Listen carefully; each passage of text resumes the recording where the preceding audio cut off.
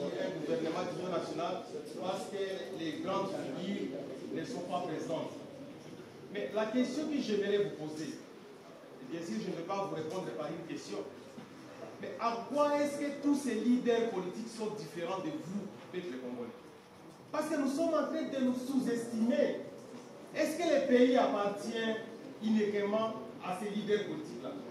Est-ce que 3, 4, 5 personnes doivent prendre tous les pays en otage? Non.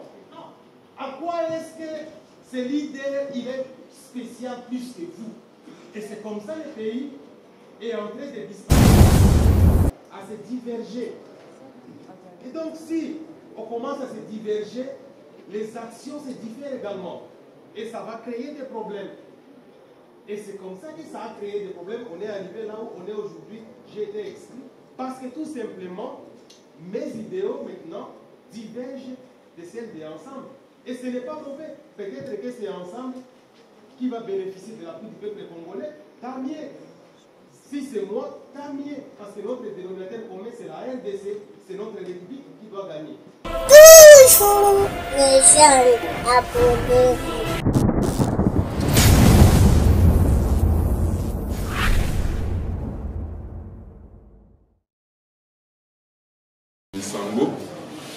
Les Congolais n'ont pas confiance aux Congolais. Les institutions n'ont plus confiance entre elles.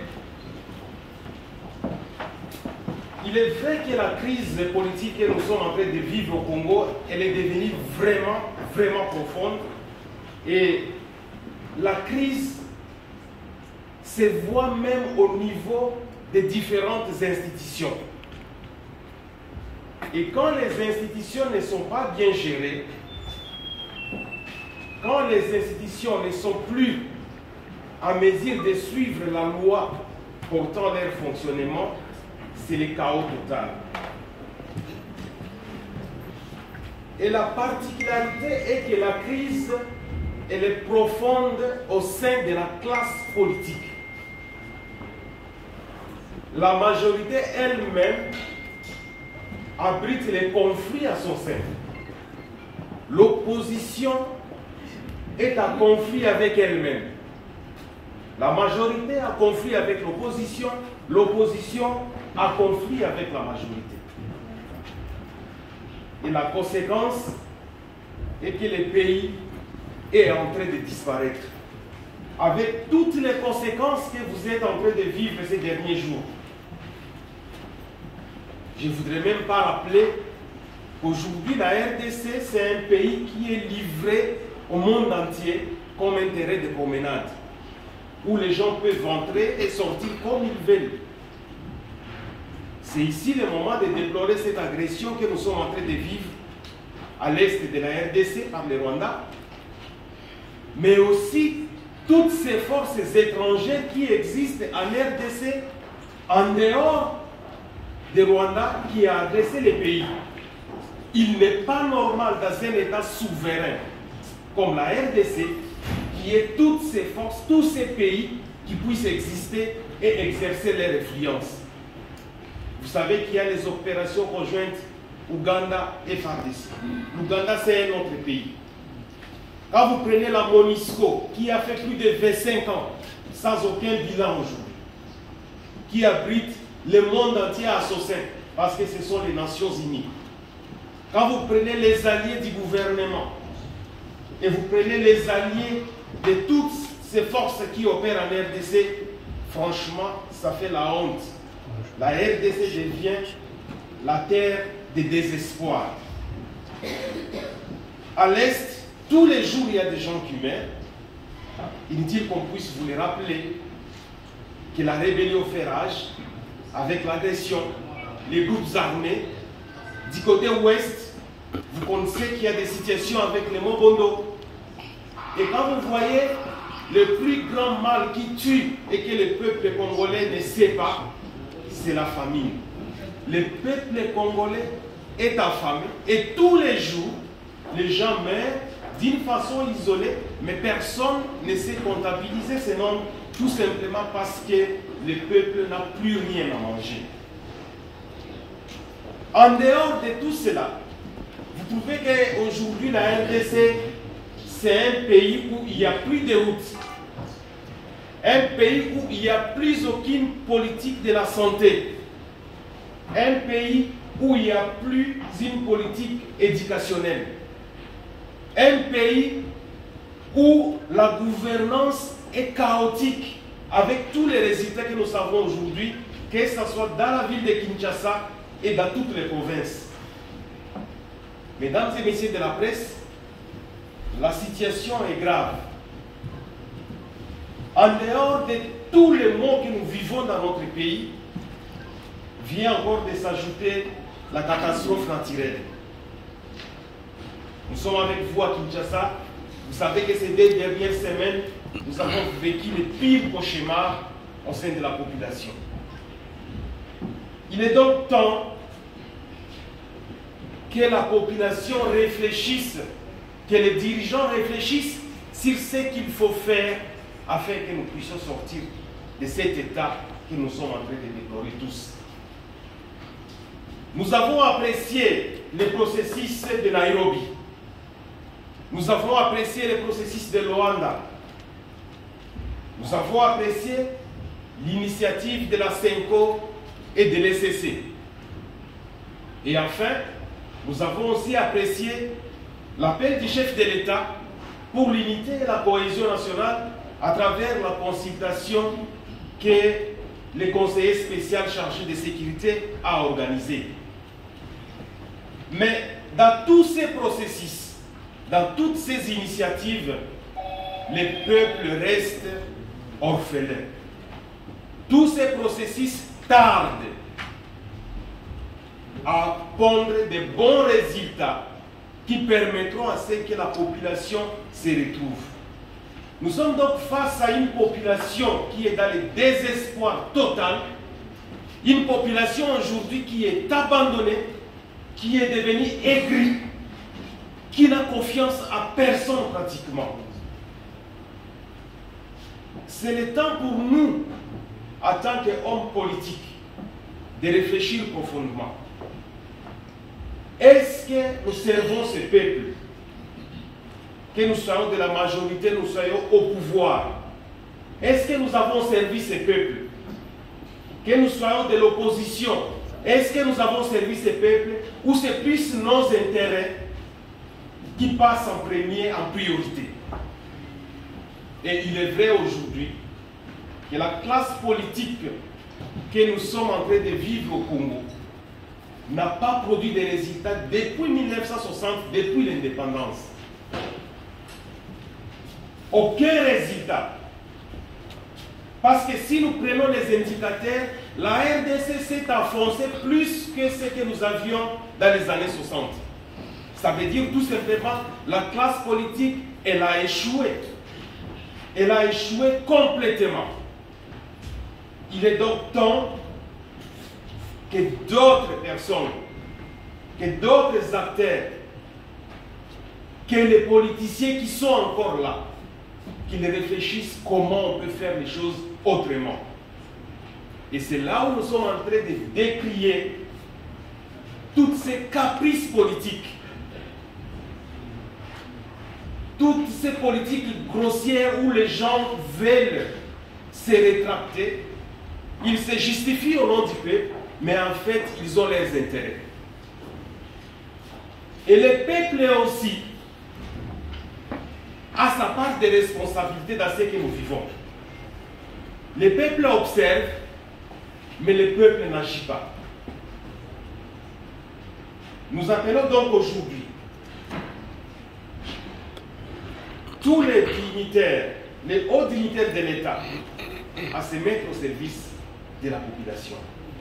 Il est temps que le peuple retrouve en fait sa part dans tout ce que nous faisons comme activité politique, dans tout ce qui est gestion de ces pays. Et donc, le premier appel que nous lançons à travers cette conférence de presse, c'est au chef de l'État, Félix Antoine Tshisekedi. Nous en appelons à sa bonne volonté. La politique qu'il a appliquée dès son accession au pouvoir jusqu'à ces jours, a montré ses limites. Il est important, comme il est chef de l'État, qu'il réforme les choses en faveur du peuple. Et pour cela, nous comptons sur sa bonne volonté. Parce que nous n'allons pas aller à l'affrontement contre les Congolais que nous sommes. Depuis 1960, que ce soit Kasavubu, que ce soit Mobutu, que ce soit Laurent Désiré Kabila, que ce soit Joseph Kabila, que ce soit Tshisekedi, tous ce sont des Congolais. Nous sommes tous des frères.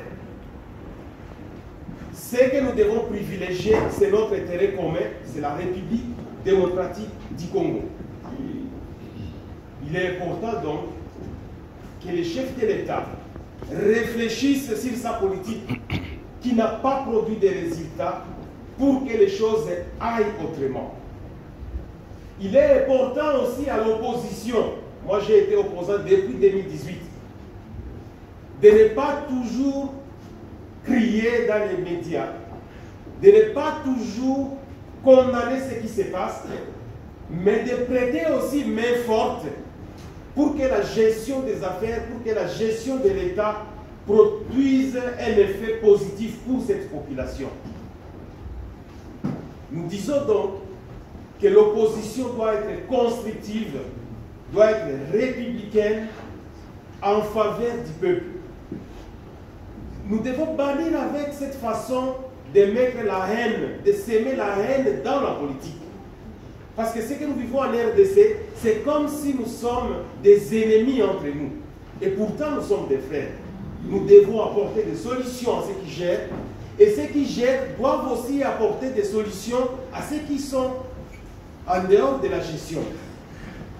Je voudrais quand même rappeler ici que l'opposition est muselée. L'opposition est écrasée. L'opposition ne sait plus exprimer ses droits. Et vous savez combien nous sommes en prison. Nous avons fui, nous sommes en exil. Personne ne sait descendre dans la rue. Personne ne sait parler mal parce qu'il sera interpellé, arrêté.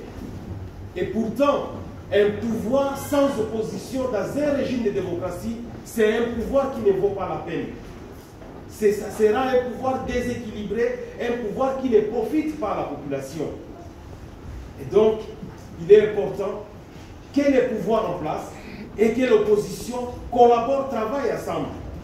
Et moi, en tant qu'opposant, je voudrais quand même demander à mes frères opposants de cesser avec la politique des chaises vides, d'affronter les gouvernements en face, d'aller vers les gouvernements pour proposer des pistes de solutions, d'aller vers le gouvernement pour réfléchir ensemble, pour donner les cahiers de charges qui constituent ce que nous n'apprécions pas nous en tant qu'opposants. Je l'ai répondu, j'y ai revenu plusieurs fois lors de nos échanges, que ce soit avec les chefs de l'État, que ce soit avec le conseil spécial, pour que l'opposition ait quand même ce climat de travail. Mais que l'opposition aussi n'exagère pas, parce qu'à un moment donné, nous sommes dans un pays comme si l'opposition s'imposait en dehors de la loi. Et ça, c'est condamnable. C'est dans cette optique aujourd'hui où le pays ne marche pas, où nous sommes en crise, où nous vivons le chaos partout dans les 26 provinces, y compris la ville de Kinshasa, que nous avons pris l'initiative avec d'autres opposants qui ont la bonne volonté d'aller rencontrer le conseiller spécial chargé de sécurité pour dire clairement les mots qui rongent notre pays, pour demander à ce que nous puissions contribuer que la guerre cesse, pour dire clairement que le pays doit changer et que le peuple doit retrouver sa valeur. Donc, messieurs, mesdames de la presse, nous sommes donc disposés à répondre à vos questions parce que nous pensons que l'heure est venue où nous devons réfléchir autrement et prendre nos responsabilités en tant que fils de ces pays. Nous n'allons pas compter sur les étrangers. Nous n'allons pas compter sur les autres pays pour ramener la paix en RDC. La prospérité de la RDC, la paix en RDC, ça se fera par les Congolais eux-mêmes. Ce sont les Congolais qui vont construire leur pays, les Congolais et les Congolaises. Je vous remercie. Le gouvernement sera vraiment un gouvernement d'union nationale parce que les grandes figures ne sont pas présentes. Mais la question que j'aimerais vous poser, et bien sûr je ne vais pas vous répondre par une question, mais à quoi est-ce que tous ces leaders politiques sont différents de vous, peuple congolais? Parce que nous sommes en train de nous sous-estimer. Est-ce que le pays appartient uniquement à ces leaders politiques-là? Est-ce que 3, 4 et 5 personnes doivent prendre tous les pays en otage? Non. Non. À quoi est-ce que ce leader il est spécial plus que vous? Et c'est comme ça le pays est en train de disparaître, de tomber dans le chaos parce qu'il y a des gens qui pensent que si telle personnalité ne parle pas, rien ne pourra avancer. Vous pensez que si telle ou telle personne mourrait par exemple, le Congo va s'arrêter? Non! Le Congo ne s'arrête pas. Et c'est d'ailleurs le message que nous avons transmis au conseiller spécial. Si il y a des gens qui ne veulent pas avancer, il faut les laisser calmes. Ils ont leurs raisons. Quelqu'un qui goûte, il fait des gros dos. Il est dans son coin là. Mais chez moi, en Ituri, on est en train d'égorger les gens. Alors qu'il vautille les gens. Vous voulez qu'on puisse venir flatter ces messieurs-là? Il sert à quoi? Il sert à quoi? À rien. Je voudrais vous dire tout simplement, moi je suis réélu parce que la population a compris que j'avais une idéologie appropriée. Et je suis élu avec une performance de 90, de plus de 90%. Ça veut dire que ma politique, ça veut dire tout simplement que ma politique a convaincu la population. Vous pensez que les leaders, il y a des leaders ici de l'opposition qui font trop de bruit inutilement. Mais allons dans un processus démocratique transparent. D'ailleurs, je l'ai dit au conseiller spécial. Si vous voulez mettre de l'ordre dans la classe politique, il faut des élections transparentes et crédibles. Et on va voir qui va résister. Parce que d'ailleurs, tous ces leaders, on les vote par défaut. Est-ce qu'ils arrivent dans tous les villages ici du Congo? Non. Ils viennent dans quelques grandes villes, ils viennent seulement par influence, ils vont flatter les gens, et puis voilà, on vote par défaut. Mais qui est ce leader qui vient parler avec la population? Nous, on est en train de venir. Moi, en tant que candidat, vous allez me retrouver dans plus ou moins 120 territoires. Je vais circuler pour sensibiliser les gens, pour les convaincre à mon idéologie politique, à mon projet de société. C'est comme ça que ça doit se passer. Donc, quelqu'un doit il doit s'approprier votre idéologie. Mais tous ces leaders ici, ce sont des leaders qui sont en train de tromper le peuple. On ne vous trompe pas. Pourquoi? Je donne l'indicateur. Depuis 1960 jusqu'aujourd'hui, on est en 2025. Est-ce que nous avons évolué? Est-ce que nous avons évolué? Non. Est-ce que nous avons évolué? Non. Mais si on avait des politiciens qui valaient la peine, des politiciens dignes de ce nom, est-ce qu'on allait être là? Non. La question, elle est claire. Si aujourd'hui nous sommes en train de reculer parce que nous n'avons pas de politiciens capables, donc il n'y a personne ici qui va nous intimider pour dire moi je pèse plus. Non. Allons dans une course où les élections sont transparentes et nous avons accompagné les pouvoirs de Félix à travers l'union sacrée parce qu'une fois nous sommes rentrés au pouvoir et après nous avons rejoint l'opposition parce que tout simplement nous n'avions pas trouvé la solution au problème que nous cherchions. Et en 2023, je pouvais revenir au sein de l'union sacrée pour continuer à soutenir la politique du président Félix. Mais je n'ai pas voulu, je suis resté à l'opposition même en 2023. Ça veut dire que pour le moment, je reste opposant. Et même si par hasard je me trouvais dans le gouvernement d'union nationale, je serai comme opposant. Parce que la différence que les gens pensent que c'est le débauchage, non. La différence c'est quoi? Le gouvernement de l'union nationale, c'est le gouvernement de salut public. En fait, on va amener tous les acteurs clés à développer le pays. Et ça passe par une responsabilité et de l'opposition et de la majorité. Donc, si jamais je me retrouve au gouvernement, je suis opposant au gouvernement dans un gouvernement d'union nationale. Et je ne suis pas le premier. On connaît par exemple, vous connaissez José Makila, il a été au gouvernement d'union nationale en tant qu'opposant, mais après il a choisi de prendre son chemin pour aller rejoindre Joseph Kabila. Il y a d'autres comme François Mwamba et d'autres, ils sont nombreux. Donc nous, on reste opposants et je vais changer tout simplement à 2028 s'il y a des élections. Je vais changer, c'est à ce moment-là que nous allons ensemble évaluer avec la population, avec ma base, qu'est-ce que vous voulez, est-ce que je dois être dans l'opposition ou à la majorité, et nous allons tirer toutes conséquences par rapport à ça. Mais je vous rappelle qu'en 2028, je n'ai pas besoin d'être en opposition parce que je serai candidat président et donc je vais battre campagne.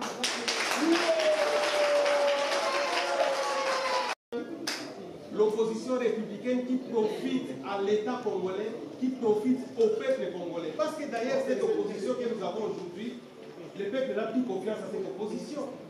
Même la majorité, le peuple n'a plus confiance. Donc il faut trouver maintenant le temps de refaire les choses autrement. Votre deuxième question, qu'est-ce qui s'est passé entre moi et ensemble? Non. Vous savez, ce qui réunit les gens dans un parti politique, ce sont les idéaux, les idéologies politiques. Quand j'ai embrassé ensemble, c'est parce que nous étions dans la même logique de réflexion, dans les mêmes idées.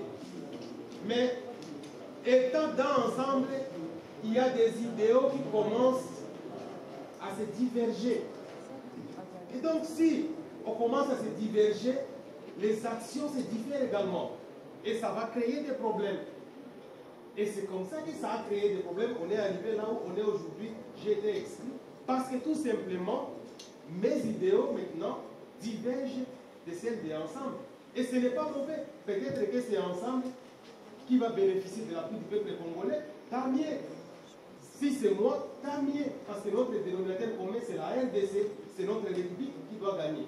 Donc, je respecte ensemble, je respecte le président Moïse Katumbi, je respecte tous les membres d'ensemble, je respecte les CG, ils ont leur idéologie et moi j'ai mon idéologie et nous allons réfléchir avec d'autres jeunes, avec d'autres personnalités pour avoir notre idéologie plus tard. Voilà. Bonjour les jeunes abonnés.